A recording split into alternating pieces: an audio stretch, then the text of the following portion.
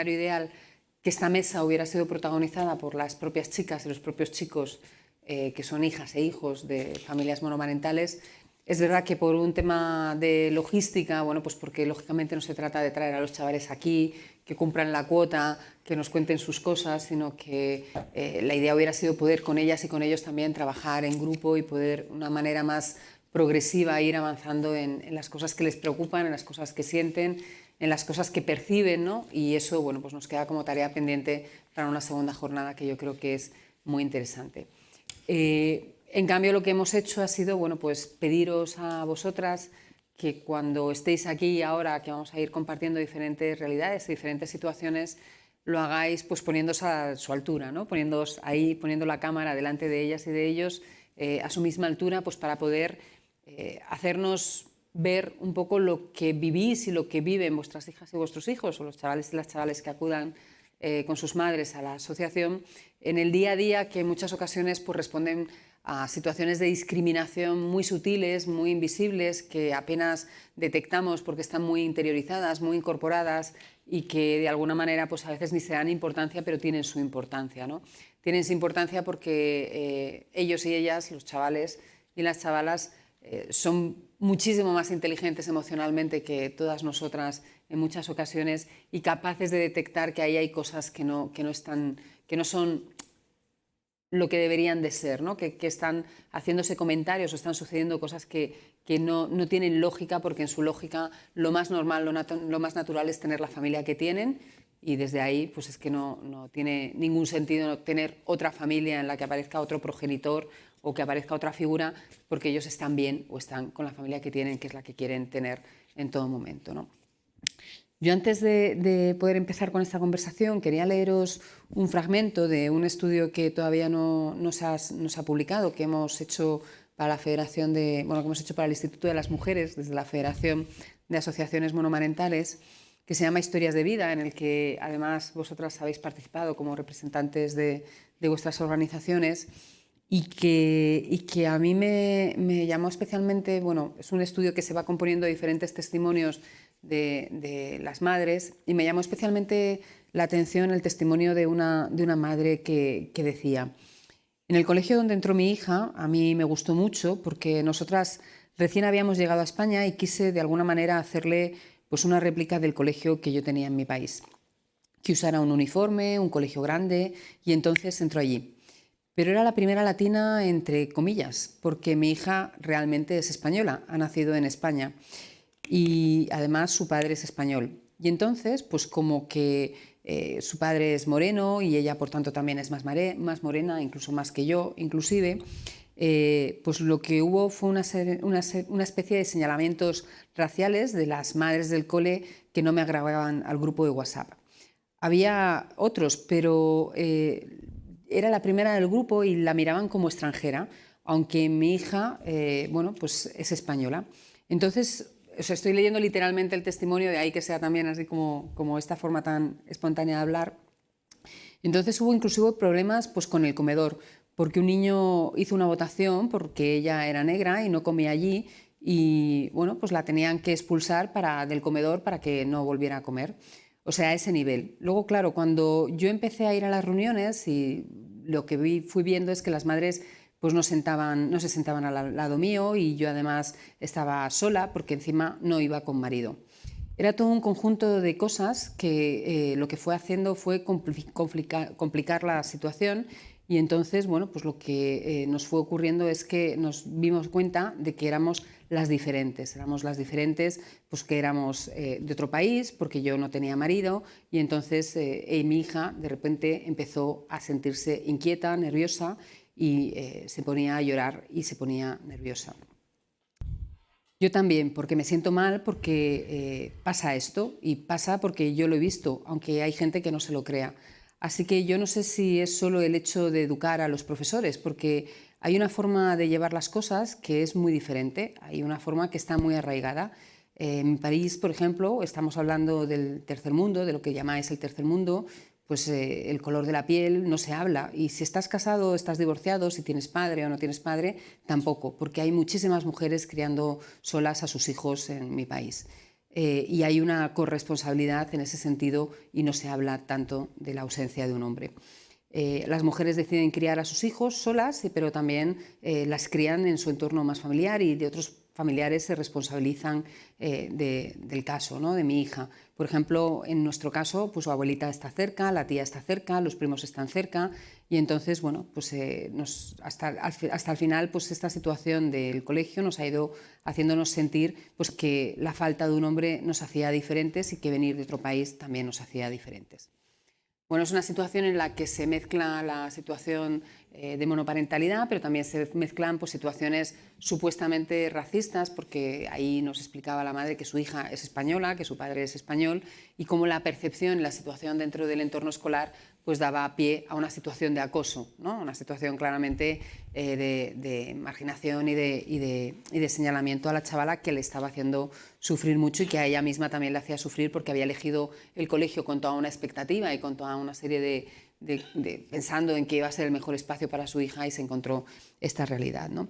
Este tipo de situaciones en el entorno escolar yo creo que son situaciones mucho más cotidianas. Yo soy de las que piensa además que el acoso escolar en los colegios es como una especie del semillero del odio que se produce o del rechazo de las discriminaciones que se producen en el mundo de los adultos, es decir, que ahí están como hirviendo situaciones que realmente no surgen, que no son iniciativas de las niñas y de los niños, sino que provienen o que permean de los entornos adultos en los que las niñas y los niños se crían o de lo que ellos escuchan. Y yo ahí no sé si entre las muchas situaciones cotidianas que habéis visto que se enfrentan las familias monoparentales, ¿no? Dentro del entorno escolar, habéis visto situaciones parecidas que os hayan contado vuestras hijas, vuestros hijos, los chavales de la asociación, ¿no? Situaciones en las que han sido señalados pues quizá de una manera más cruel, ¿no? Por ser hijos o hijas de familias monoparentales y además, bueno, pues otra serie de circunstancias que han hecho que todavía se les vea más vulnerables y más frágiles, ¿no? No sé si quieres empezar tú, Isabel. Sí. Sí. Bueno, yo soy Isabel, soy trabajadora social de la Asociación Madres Solteras y bueno, actualmente estoy coordinando Centro Abierto, que es un recurso, bueno, nosotros le llamamos, para entenderlo bien, el cole de las tardes, ¿no? Donde pues vienen los menores y las menores pues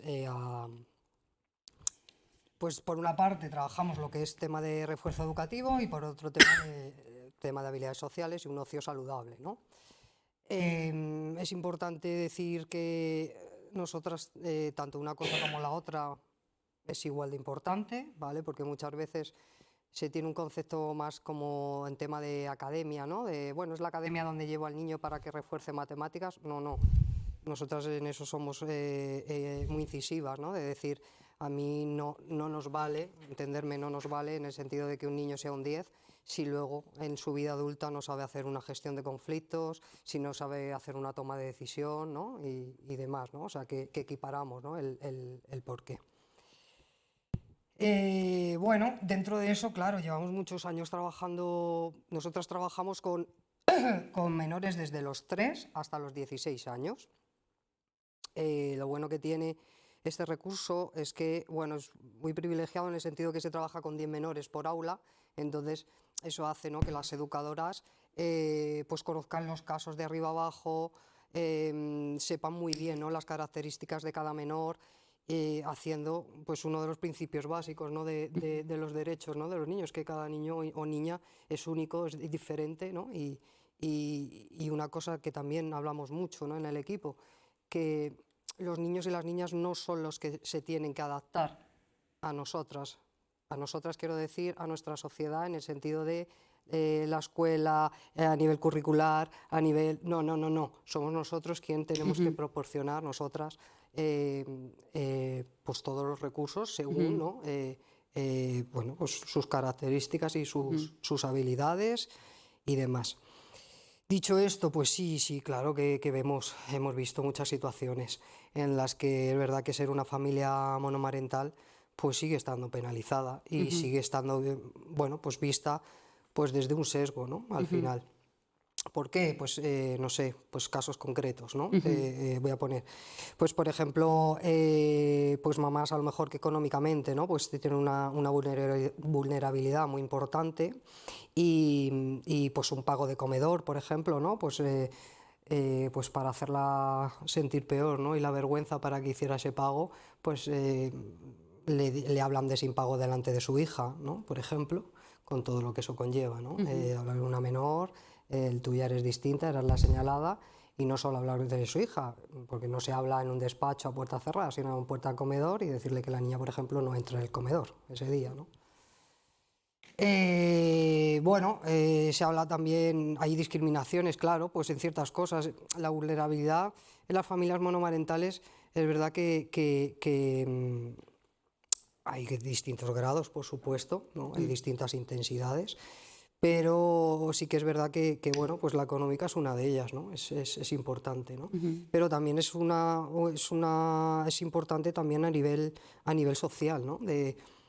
Pues fíjate, la polémica que hubo el otro día, ¿no? De que decían de lo del Día del Padre, ¿no? Que la gente se echaba las manos a la cabeza, ¡ay, Dios mío, cómo vamos a quitar esta tradición! Porque tal, no sé qué. Bueno, pues no sé, pues hay que estar ahí, o sea, hay que estar ahí, es lo que le decía un poco Omar. Es fácil decirlo de un despacho, pensarlo, pero hay que estar ahí, ¿no? En la situación, vivirlo, ¿no? Y que te vaya tocando piel, ¿no? Y empieces a conocer. Bueno, pues hay niños que efectivamente la figura paterna no está presente, ni se la espera, y bueno, pues celebrar ese día pues es complicado en muchos casos, porque sí que es verdad que hace una diferencia, ¿no? en la clase, pero igual lo pongo también en una falta de la mamá, ¿vale? Yo me acuerdo de ir al cole y mi amiga Anita, que su mamá falleció muy pronto, pues cuando teníamos que hacer la manualidad del Día de la Madre, ese día era brutal, o sea, ya se levantaba con la cara descompuesta. Entonces, quiero decir, claro que sigue habiendo un estigma social, sí, y lo que has dicho antes a nivel de historia, claro, no se nos tiene además que olvidar, porque efectivamente la ley, el anteproyecto que han presentado, claro que se arrastra también esas cosas, ¿no? Y aún así, yo sigo diciendo también que es una cuestión económica, porque es que si no, no me entra en la cabeza, porque, por ejemplo, una familia monomarental con un menor no es de especial vulnerabilidad, pero en cambio, fíjate, la ley sí que recoge que si a lo mejor un progenitor o una progenitora se encuentra en situación de internamiento por drogodependencia, ¿no? O por estar en prisión, ahí sí que hablan de esos apoyos, ¿no? Vamos a hacer una cosa, seguimos Sí, con Miriam, sí, claro. vamos así haciendo un Para poco eso. ronda y luego... Vale. Bueno, pues yo desde la Asociación Madres Solteras por Elección y nuestro modelo monoparental elegido, ¿no? Lo que puedo aportar en este punto que nos dice es un poco cómo, a pesar de que en nuestro caso es una decisión meditada, nos preparamos para ello, trabajamos mucho el tema de revelación de orígenes a nuestros niños y previo a eso trabajamos mucho también la integración, ¿no? de esa decisión en nuestra vida, que bueno, pues también conlleva un trabajo personal, ¿no? de deshacernos pues también de prejuicios, digamos, o de ideas no preconcebidas sobre cómo debía de ser nuestra vida perfecta. Todo eso, digamos, vamos deconstruyendo todo esto y hasta que terminamos de integrar nuestra decisión, y en este sentido quiero decir que no tenemos ningún problema en hablarles a nuestros hijos de su modelo de familia, nos preparamos para ello, hacemos talleres, trabajamos mucho entre nosotras, comentamos, en fin, digamos que nuestros niños, podemos decir, están preparados o intentamos que lo estén, ¿no? para los comentarios. Bueno, pues aún así tenemos que decir que nuestros hijos también se ven afectados por los comentarios que le hacen en el cole. De hecho, las cosas que tenemos que trabajar es pues esa frustración que a nosotras nos genera como madres, ¿no? Ver a nuestros hijos llorando. Bueno, a mí me ha ocurrido a la salida del colegio, fue un día raro y no soy el único caso, o sea, es un tema que se comenta mucho en los grupos, bueno, que al final preguntas y bueno, pues llora o lo ves que está, digamos, afectado y ¿qué te pasa? ¿Qué ha pasado? Pues bueno, pues que fulanita y menganita no paraban de preguntarme que dónde está mi padre, que quién es mi padre y que dónde está mi padre. Digo, bueno, ¿y a ti qué te preocupa de esa pregunta? ¿Por qué te has puesto mal? ¿Por qué te has puesto triste? Pero es que tú, ¿de verdad quieres que haya un padre en esta familia? Es una pregunta que ya también nos preparamos para hacérsela, porque ellos tienen que poder expresarse de una manera libre y transmitir sus sentimientos, ¿no? Es la única manera que tenemos para poder trabajarlo con ellos. Entonces le hacemos esa pregunta directa. ¿Es que tú quieres que aquí haya un padre en esta familia? ¿Te falta algo? ¿Echas de menos algo? Y me dicen, no, es que no me creían. O sea, su frustración es que no le creían que él no tiene padre, ¿no? Y bueno, mi hijo tiene 8 años, pero de más corta edad, pues también los niños lloran, de repente te dicen que quieren un padre, mi abuelo es mi padre, tu abuelo, o sea, eso también lo dicen mucho, ¿no? Tu padre es mi abuelo, pero es tu padre, entonces en esta familia hay un padre. Su conclusión es, el abuelo es mi padre. No, el abuelo no es el abuelo es el abuelo, no es tu padre. Bueno, pues esto porque ellos, bueno, están rodeados de eso, del modelo, digamos, tradicional, que es que está totalmente impregnado todavía. Y esa es la realidad, y los niños y las niñas les preguntan. Entonces yo no me quiero enrollar mucho más, porque lo cierto es que hemos hecho ahora un trabajo dentro de la asociación, preparando el Día de las Familias, y bueno, pues hemos pasado un formulario y hemos recabado qué cosas escuchan los niños y las niñas en las clases, ¿no? Entonces yo voy a leer simplemente, porque estos son, ya que no queríamos traer aquí, ¿no?, la visión de la infancia, pues esto es lo que ellos oyen. No tienes padre porque está muerto. Toda persona tiene un padre, esté en el cielo o donde esté. Tienes padre. Todo el mundo tiene padre aunque no lo conozca. Tenéis que escribir los 2 apellidos, estos los profesores, tenéis que escribir los 2 apellidos, el de vuestro padre, que es el primero, y el de vuestra madre, que es el segundo. Papá y mamá. Eso constantemente, ¿no? ¿Por qué no tienes papá? ¿Se ha muerto? Eso es una pregunta que le hacen los niños, pero muchas. Vuestros padres, eso los profesores en su lenguaje coloquial siempre se dirigen, vuestros padres. Haz el árbol genealógico de tu familia. Deja en blanco la parte de la familia que no tienes. O sea, mirad desde qué perspectiva se habla a los niños y a las niñas. Deja en blanco la parte de la familia que no tienes, porque no tienes padre ni familia paterna, que no había quedado suficientemente claro. A lo mejor te pareces a tu padre, pero nunca lo sabrás. Tu padre está muerto otra vez. Las madres no llevan corbata. Esto no sé por qué les lo habrán dicho. Supongo que a lo mejor porque el niño o la niña ha decidido pintar a su madre con corbata. Por aquello a lo mejor, no sé. No puedo explicar, pero esto que se ha dicho. No tienes padre. O lo que los niños le han dicho. Eres un niño robot. Tu papá ha cerrado muy fuerte tu botella de agua. Un niño le dice, ala, que yo tengo padre y tú no. ¿Por qué no tienes papá? Todos los niños tienen padre y en el futuro encontrarás al tuyo. ¿Qué os parece? Hay esperanza, sí. Eres madre soltera, bueno, está nosotras, pero delante de ellos, que también nos hacen muchas preguntas. ¿Dónde está tu...? Bueno, esto le ha ocurrido a algún padre. ¿Dónde está tu madre? No tienes, es imposible. ¿Sabes quién es el padre? ¿Cómo no vas a tener padre?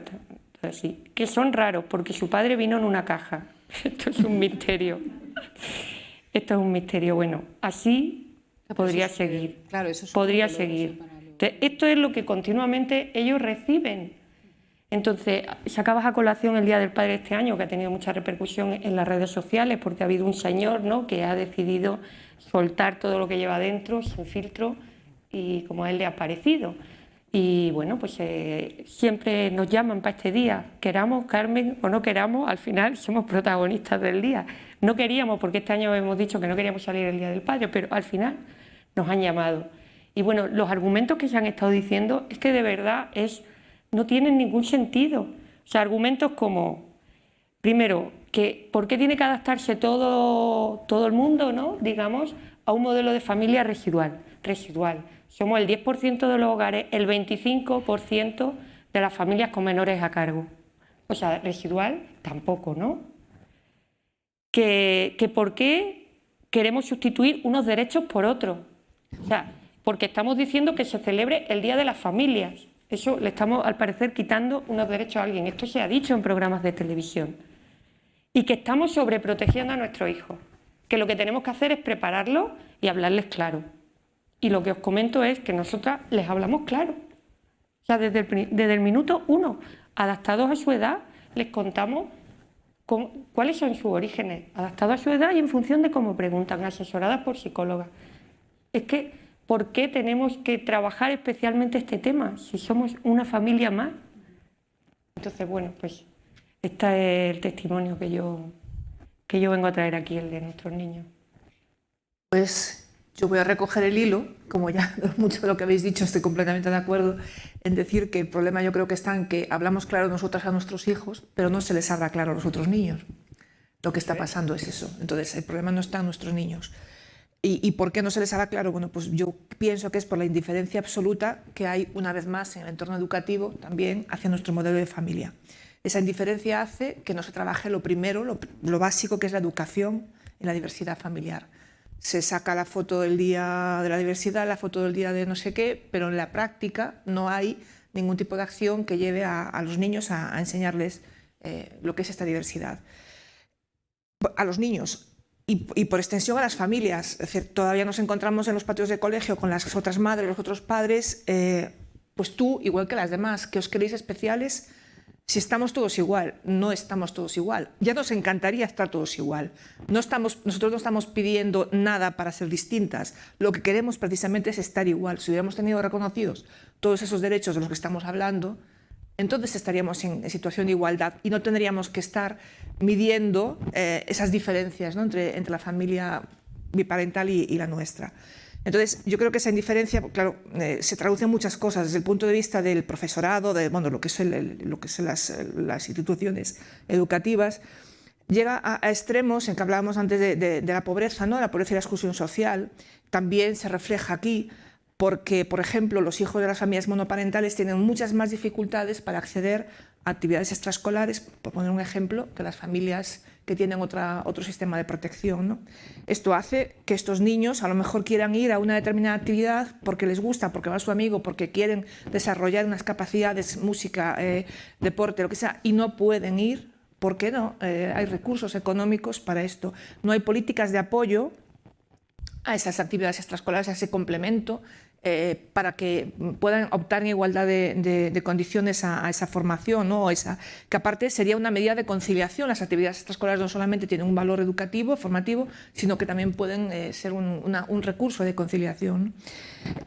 Pasa lo mismo con comedor, que lo habéis mencionado. Tema deberes es otro tema también muy importante. Esa indiferencia, es el no pensar que no en todas las familias hay esa disponibilidad de tiempo para que el niño llegue con deberes y que la madre pueda estar echándole una mano. No se mide, no se valora, es decir, no existe esa problemática. Entonces, el niño llega con los deberes sin hacer y al niño le van a echar la bronca porque no hizo esos deberes. Y a lo mejor es que ese niño necesitaba ese soporte familiar en esa tarde y no lo tuvo, porque la madre no se podía parar a explicar esto. Al final está generando bueno, pues una diferencia, ¿no? Y bueno, a mí me ha pasado tener que firmar a mi hijo que por qué no ha hecho los deberes con un círculo así en la libreta en rojo, y es que yo ni siquiera había tenido tiempo a mirar la agenda del niño para saber si tenía deberes. Y la sensación de culpabilidad, y me emociono, que te entra es terrible. Disculpadme.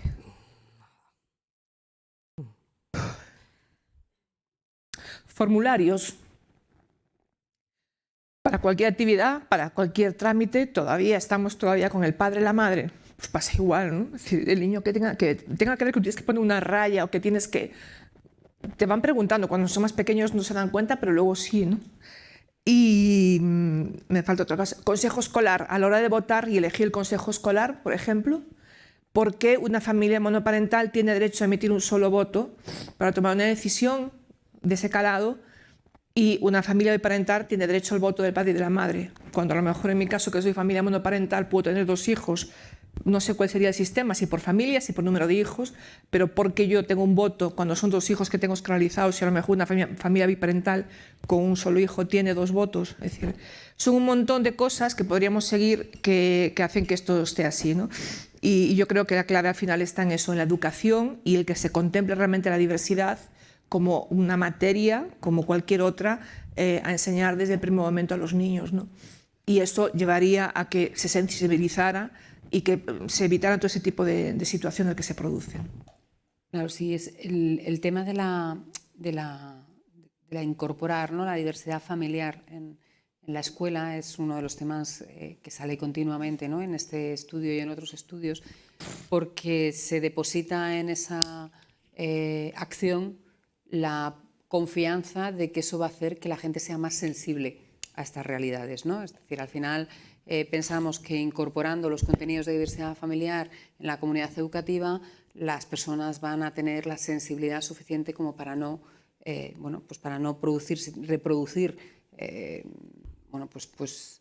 comentarios que no dejan de tener un contenido cruel y un contenido de desprecio y un contenido que genera emociones muy desagradables a vuestras hijas y a vuestros hijos y a vosotras.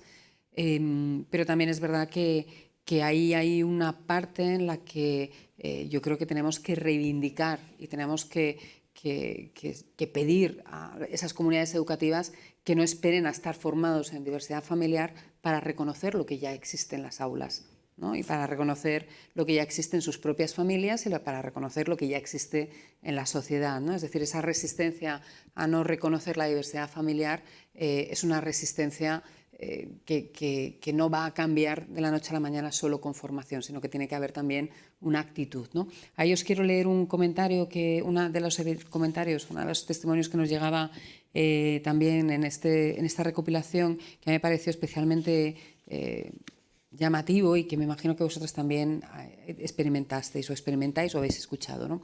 Se trata de una niña pues, que tiene TDAH y que, bueno, pues en el colegio, dice la madre, lo achacan a que no tiene una educación supuestamente dentro de una familia tradicional. Entonces al niño, bueno, pues al niño lo castigaban, la profesora, pues después de tener al niño horas y horas y tiempo, bueno, pues contra la pared, bueno, pues al final lo que decía era que lo que tenía que hacer era cambiar de colegio a la niña porque al fin y al cabo pues era como que la responsabilidad era la madre de que no le dedicaba suficiente tiempo a su hijo, ¿no? Bueno, pues ahí yo creo que o sea, todos conocemos casos de profesores y de profesoras que son especialmente crueles con las niñas y con los niños, ¿no? Y que desde luego deberían de plantearse su vocación a la hora de estar en un entorno así y que en este caso pues se ceban en vuestras hijas y en vuestros hijos con este tipo Claro. de comentarios, Pero ¿no? es que no solo lo que dices tú, Violeta, en el sentido de que se nombre, ¿no? Que se trabaje la diversidad en las aulas y demás. Yo también creo que tiene que haber una consecuencia ante hechos así. ¿Por qué? Porque lo que vemos es que cuando no hay consecuencia, todo pasa, todo vale, ¿no? Entonces, todo sigue, ¿no? Es lo que quiero decir. Entonces, y no solo, o sea, no solo lo que es en el ámbito educativo, ¿no? Para nuestros hijos e hijas, en todos los ámbitos, ¿no? Como la vivienda, pues decía Omar, parece que le tengo manía al chico, ¿no? Pero decía Omar el tema de vivienda pública, ¿no? Pues todo lo que están poniendo y demás. Pero ¿qué es vivienda pública? ¿No? Me pregunto yo. Porque es lo mismo que los verbos esos de promoverán, facilitarán. Pues la vivienda pública en mi barrio son pisos de 2 dormitorios, 176.000 masiva. Entonces es como, no sé, qué vivienda pública, ¿no? O sea, y en todo, o sea, eso es extensivo en todos los ámbitos, ¿no? A nivel jurídico, pues hablaba, por ejemplo, del tema del impago de las pensiones. Pues el impago de las pensiones, cuando nosotras reclamamos en los casos con los que intervenimos, eso tú te tienes que meter a un juicio, ¿vale? Si tienes justicia gratuita, bien, si no la tienes, además tienes que pagar tú al profesional, la profesional, ¿no? Y encima es un trámite que dura 2 años. Entonces es como, bueno, entonces pues el niño o la niña, derecho de ellos, a la madre no le tiene que eso, derechos de ellos, pues nada, pues no vas a comer durante 4 años, no pasa nada tampoco, ni te vas a vestir, ni te vas, o sea, pero es que eso es extensible además en todo, el ingreso mínimo vital, que sale como una salvación mundial y demás. Bueno, pues el ingreso mínimo vital a lo mejor es lo mismo, es una ley súper bonita, es preciosa y demás, pero no está aterrizada. ¿Por qué? Porque los tiempos de tramitación son enormes, por lo mismo, una familia monomarental no está en especial vulnerabilidad en ese sentido, esperando esa ayuda. Pues es que estamos exactamente igual. O sea, ¿qué quiero decir? Que nos centramos mucho en el